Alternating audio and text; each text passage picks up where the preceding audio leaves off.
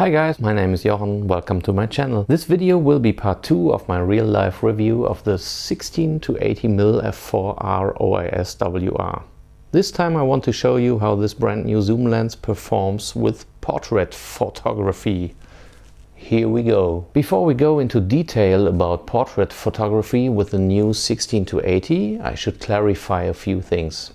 Of course, I am aware that a zoom lens will not be the first choice for portrait photographers. Also not mine, by the way. And I think even Fuji won't see them as their main target group for it. Nevertheless, due to the full format focal length of 120mm, the lens may be interesting in this section. And a zoom lens can be suitable for taking portraits from close-ups to environmental portraits without changing lenses. As you perhaps know, I've been doing TFP portraits for some time now. I have already made 2 videos in German about it, one about the TFP procedure and contracts and so on, and the other one about portrait lenses and focal length that I use for it. 90% of the time I do portraits using the 56 1.2. It is by far my most favorite portrait lens. Why is that? Because it has a beautiful focal length that allows me to stay quite close to the model and communicate directly, while the maximum aperture of 1.2 creates a great extraction from the background and a very nice bokeh. And the image quality of this lens in general is amazing. You will have a hard time finding someone to disagree. But over the time I realized that you have to be careful using the maximum aperture because of the really shallow depth of field with 1.2. It can be really nice, but if you want sharpness on both eyes of your model, you have to ensure that they are on the same distance layer to your lens. So I already started to take portraits with lower apertures like f4 or 5.6 with the 56mm, and the effect is really nice because you can achieve a nice sharpness on the whole face. So now we are finally coming back to the 16 to 80. Well, I told you I would try it on my next portrait shootings, and I did. I used it twice for portraits so far, first on a shooting with the wonderful Henny and the second time with the marvelous Fabia. I always try to do some making of stuff by putting a second cam on a small tripod filming the shooting, but of course my focus is on the portrait shooting, so don't expect any Hollywood footage. As I said, the f4 maximum aperture not only can be enough for portraits, it may be the right thing if you want more depth of field on the face. And with a longer focal length of the 18mm, you can create a very nice bokeh, achieved by the 9 blades aperture. Speaking of focal length, my preferred other lenses for portraits are the 35mm f2 or f1.4 and the 23mm for more environmental shots. And all of these focal lengths are of course included with the 16 to 80. So I could have easily changed from close-up to a medium shot or a more wide-angle view. But I realized that I am more used to using my feet for changing the frame rather than using the zoom ring. So most of the time I left the focal length at 80mm and varied the distance between me and the model. But in some situations there wasn't enough space to do so, or I wanted to have more surroundings in frame, and so I changed to a focal length around 35 or 23.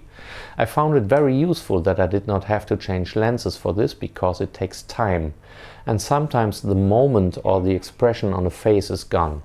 So obviously there is an advantage to change the framing with a flick of the finger by using the zoom ring.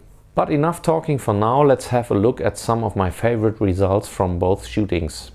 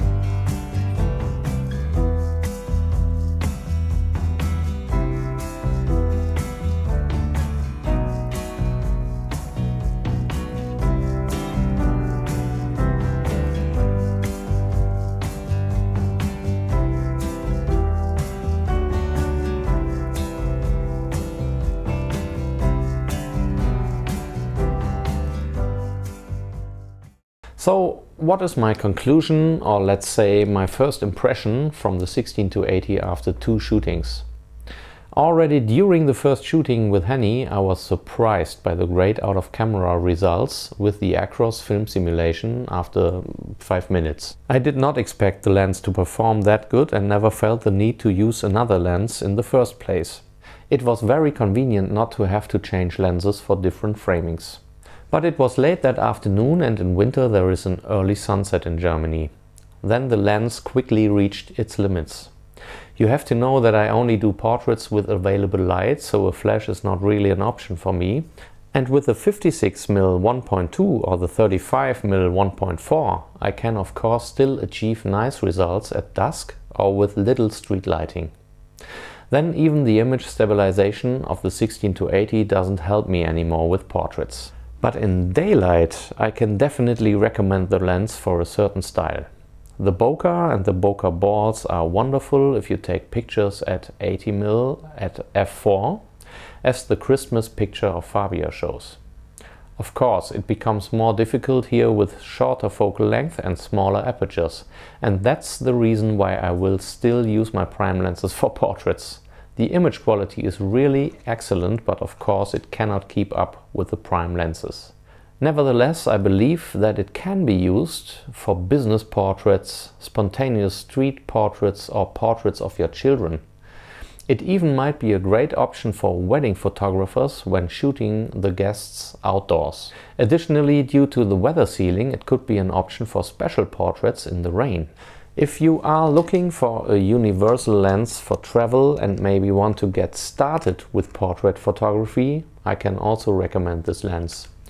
In summary, the 16-80 performs surprisingly well with portraits, even if it would not be my first choice due to the small restrictions.